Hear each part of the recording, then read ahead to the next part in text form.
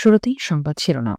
তিতাস নদীতে রাতের আধারে অবৈধভাবে মাটি কেটে নেওয়ার অভিযোগ। এটা হইল এই মাটি কাটাগুলা বন্ধ করে এই চামড়া বিলকে রক্ষা করা, এই কৃষকের জমিগুলা রক্ষা করা, অবৈধ প্রকার ড্রেজিংয়ের মাধ্যমে মাটি কাটা বন্ধ করা, মানুষ মুক্তি পাক এবং অবৈধ মাটি কাটা থেকে জমি জামাগুলা বাঁচুক, তিতাস রক্ষা পাক, ব্রিজগুলা রক্ষা পাক, নচিরে এগুলা ধ্বংসের মুখে যাবে। মামুন তার নাম, পুরা নাটিগুটির কারিগর হলো সে। আমরা সরকারের কাছে বিনীত আবেদন জানাচ্ছি, সূক্ষ্ম বিচার করে এগুলি বন্ধ করা হোক। তা না হলে কৃষক বাঁচবে না, কৃষক মরলে এ দেশ বাঁচবে না।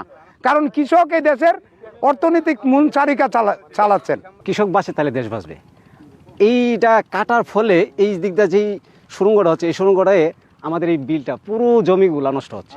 যে কোনো মুহূর্তে পানির নিচে চলে যাবে। আমাদের পুরো গ্রামের কৃষকরা ক্ষতিগ্রস্ত, আমাদের পুরো গ্রামের কৃষককে নিঃস্ব করে দিতেছে।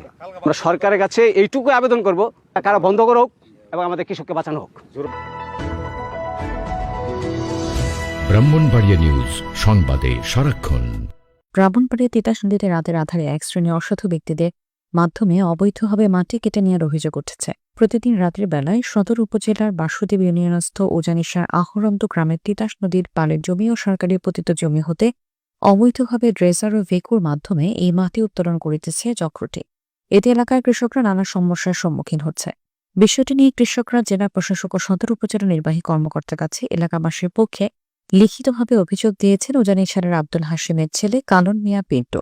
জাতির বিরুদ্ধে অভিযোগ দেওয়া হয়েছে তারা হলেন সদর উপজেলার মহিউদ্দিন নগরের আবু কালামের ছেলে নোমান ও আব্দুর রাজ্জাক মধুর ছেলে ইশতিয়াক আহমেদ, অহরন্ত গ্রামে আবু নাসেরের ছেলে মাসুদ হায়দার রুমি, প্রকাশ্যে ড্রেসার মাসুদ।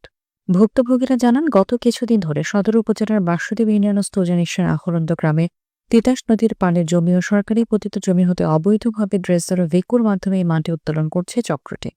এর ফলে আশপাশের ফসলের জমি হুমকির মুখে পড়েছে। এতে কৃষকরা অনেক ক্ষতিগ্রস্ত হবেন। তাই দ্রুত এই মাটি কাটা বন্ধের জন্য প্রশাসনের কাছে পদক্ষেপ নেওয়ার দাবি করেছে। কৃষকরা বলেন, আমাদের একমাত্র পেশা কৃষির কাজ, কিন্তু চক্রটি রাতের আধারে মাটি কেটে নিয়ে নদীর পাড়গুলো এখন হুমকির মুখে পড়েছে এবং ভাঙনের সৃষ্টি হবে। কৃষকদের বাঁচাতে প্রশাসনের দ্রুত পদক্ষেপ নেওয়ার দাবি জানিয়েছেন কৃষকরা।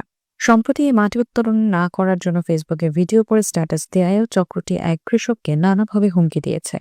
তাদেরকে প্রশাসনিকভাবে আইনের আওতায় আনা হোক, এই মাটি কাটা বন্ধ করা হোক, নতুবা অচিরেই তিতাস সহ এই জমিগুলো হুমকির মুখে পড়বে। আমরা এগুলার থেকে পরিত্রাণ চাই। আমরা ইউনু মহোদয়, ডিসি মহোদয়, আমি ডিসি মহোদয়ের কাছে আমার কপি আছে, দিছিলাম, এটার একটা অনুলিপি আমার কাছে আছে। দাবিটা হইল এই মাটি কাটাগুলা বন্ধ করে এই চামড়া বিলকে রক্ষা করা, এই কৃষকের জমিগুলা রক্ষা করা, অবৈধ প্রকার ড্রেজিংয়ের মাধ্যমে মাটি কাটা বন্ধ করা। হাজার হাজার বিঘা জমি আছে, হাজার হাজার বিঘা জমি এদের এই মাটি কাটার জন্য নষ্ট। এই যে নদীর পাড়টা কাটছে, নদীর পাড়টা যদি ভেঙে যায় তাহলে এই হাজার হাজার বিঘা জমি পানির নিচে চলে যাবে। কৃষক মরলে এ দেশ বাঁচবে না। এই যে নদীর ফাটটা, এইটা ফাটটা হলে আমাদের এই জমি প্রায় 400 একর জায়গা আছে, 1000 একর জায়গা আমার এখানে। এটা শুধু সুরক্ষা করে, এই বান্ডা ভেঙে গেছে, ফাটানো লই লিছে। যে মাটিটা কাটছে এটা অবৈধভাবে, এটা আইনগতভাবে তারা ব্যবস্থা নোক। News desk, Brahmanbaria news.